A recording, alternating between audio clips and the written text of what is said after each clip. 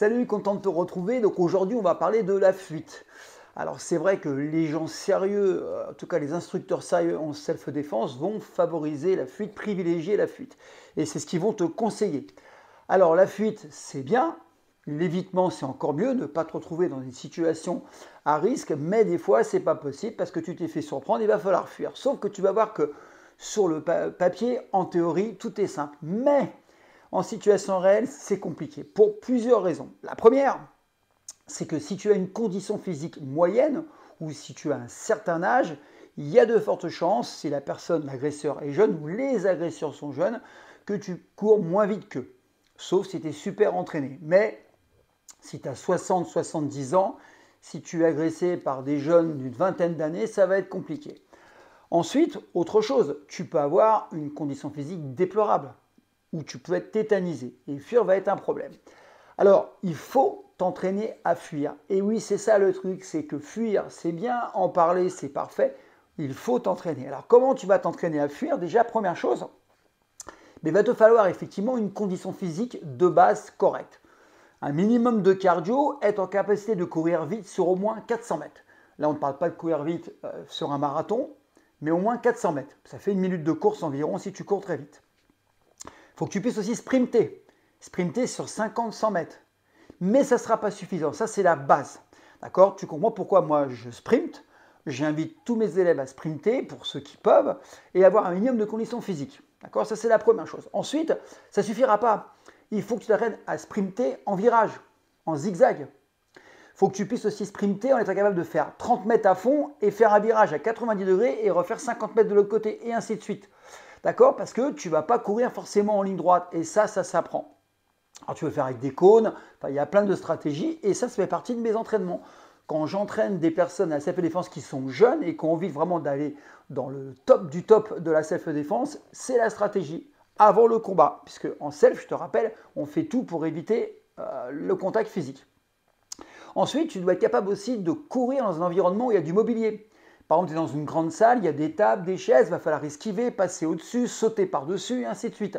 Après, tu peux être confronté à une course et te retrouver devant une porte, pousser, tirer. Donc, tu risques d'avoir un blocage psychologique, il faut s'entraîner à fuir.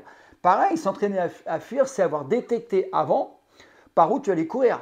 On ne va pas courir n'importe où, on ne va pas courir vers une porte qui est fermée. Donc, quand tu vas quelque part, tu dois regarder l'issue de secours, tu dois regarder un peu l'environnement. Ça fait partie de l'analyse de la situation. C'est très important. Tu vois qu'en fait, tout se passe ici. La plus belle arme, c'est ton cerveau.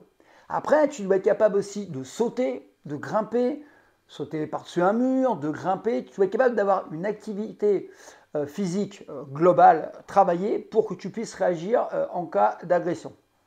Donc ça, c'est la base. Alors, on ne va pas te demander d'être un champion de parcours, hein, ce n'est pas le but. Hein. Mais encore une fois, si tu n'es pas trop âgé, si tu aimes l'activité physique, je t'invite, si tu travailles la self-défense, si tu veux vraiment apprendre à te défendre, à avoir une condition physique de base. Au même titre que je te conseille de faire de la musculation parce que tu fais beaucoup mieux dans ton corps, tu vas encaisser les coups, à travailler la mobilité, le stretching, ainsi pour être à l'aise dans ton corps, ce qui va te donner confiance en toi et forcément qui va augmenter tes capacités physiques et tes performances. Donc même si tu as 50, 55 ans, tu peux t'entraîner à courir. Tu le fais progressivement, il y a des protocoles d'entraînement. Voilà. Donc je voulais parler de la fuite parce que ce n'est pas si simple. Sur le papier, encore une fois, on va te dire fuis, mais quelqu'un qui ne court jamais ne pourra pas courir un 200 mètres à fond. Il risque de se claquer, il risque d'être essoufflé au bout de 50 mètres, surtout s'il fume, s'il consomme de l'alcool et tout, il n'a pas de bonne condition physique. D'accord? Donc on parle de choses, on te dit il faut fuir, mais tu ne peux pas forcément. Autre paramètre qu'on ne prend pas en ligne de compte, c'est que tu peux très bien être accompagné de tes enfants, de ta femme. Et là, ou de ton mari, si c'est l'inverse, tu défends ton mari. Enfin, on ne sait pas les situations. Hein. Mais toujours est-il que tu ne peux pas abandonner les gens, donc tu ne pourras pas fuir. C'est pour ça que l'évitement, l'analyse de la situation, de l'environnement, c'est primordial. C'est la base en self-défense. Il faut apprendre à observer, il faut apprendre à être vigilant, il faut apprendre à détecter des choses qui sont anormales. Et là, tu es vraiment dans la self-défense. On est très loin du combat du ring, on est très loin des échanges dans les arts martiaux. Vraiment, c'est important. Alors maintenant, pour finir, le problème de la fuite, c'est l'ego. On va te dire, tu es un fui, tu es un lâche, qu'est-ce qu'on va penser de moi, j'ai fui, tu es enseignant en arts martiaux, en self-défense, tu as fui, ah, tu vois, il n'est pas si fort, il n'a pas combattu, il n'a pas confiance dans les techniques, ces techniques, elles sont bidons. Mais moi, je m'en moque. L'animal, il n'a pas ce problème d'ego, il fuit. Et s'il ne peut pas fuir, il ne peut pas négocier. Il observe et là, il passe à l'action. Et c'est là qu'on rejoint un peu ce que je dis depuis des années. Il faut apprendre à courir vite, il faut apprendre à fuir vite et il faut apprendre à frapper vite. Donc si tu es figé et que tu sais que tu vas être obligé de passer à l'action parce que tu n'as pas pu négocier, tu n'as pas pu désescalader, c'est là que tu attaques. Tu attaques comme l'animal, tu attaques aux œufs, tu attaques à la gorge, tu attaques aux parties génitales, aux parties faibles du corps humain. Parce que tu vas être obligé, tu pourras expliquer devant le juge que tu n'avais pas d'autre moyen de te défendre. Et c'est là aussi que tu peux utiliser des objets usuels, des objets du mobilier urbain. Ce qu'il faut, c'est passer à l'action quand tu vois que tu ne peux pas faire autrement. Et ça, tu pourras le justifier devant le juge. Mais encore une fois, si tu justifies que tu n'as pas pu fuir, que tu as refusé et que l'autre continue à entrer sur toi, tu dis, bah, écoutez, à un moment donné, je me suis senti en danger, il a fait un geste pour me frapper, j'ai attaqué, mais tu n'expliques pas que tu attaques les points vitaux, tu as attaqué point barre. Maintenant, je t'invite à travailler sur 4 endroits, les yeux, la gorge, partie génitale, genou. Sachant que les parties génitales, ça ne fonctionne pas toujours, j'ai déjà expliqué sur des gens qui sont sous stupéfiants. Par contre, les genoux, c'est les fondations qui fassent 2 mètres, 120 kg, qui soient je ne sais quoi, ça casse.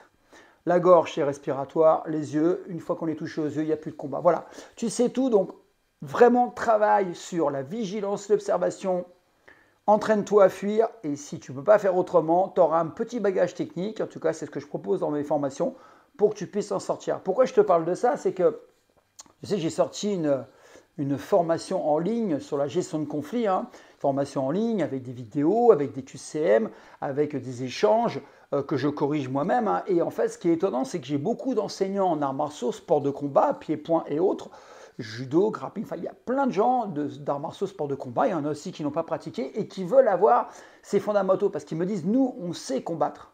On est des combattants de ring, de tatami, ainsi de suite, mais on n'a pas ces outils psychologiques, stratégiques, techniques, d'accord? Et en fait, ça se rajoute à leurs compétences.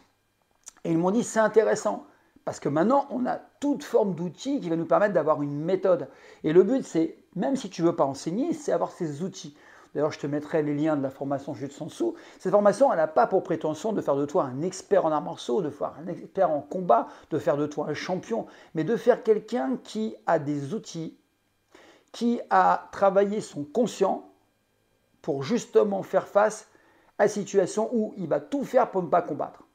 Dans ma formation, je ne t'apprends pas à combattre, je t'apprends à éviter ce contact physique. Mais tu as quand même les techniques de sel parce que malheureusement, il faudra peut-être que tu passes à l'action.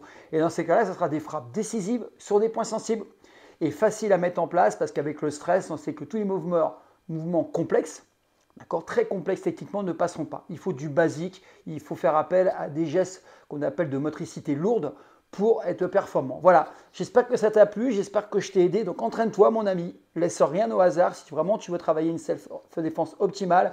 Et rappelle-toi que la self, c'est modulable en fonction de ton âge, ta condition physique et de ton profil global. Prends soin de toi, je te mets le lien de ma formation juste en dessous. Ça peut t'aider à prendre confiance en toi, peut-être à te sortir d'une situation délicate et peut-être à protéger, et j'espère pas en tout cas, ceux que tu aimes, tes proches. Voilà, à bientôt, ciao.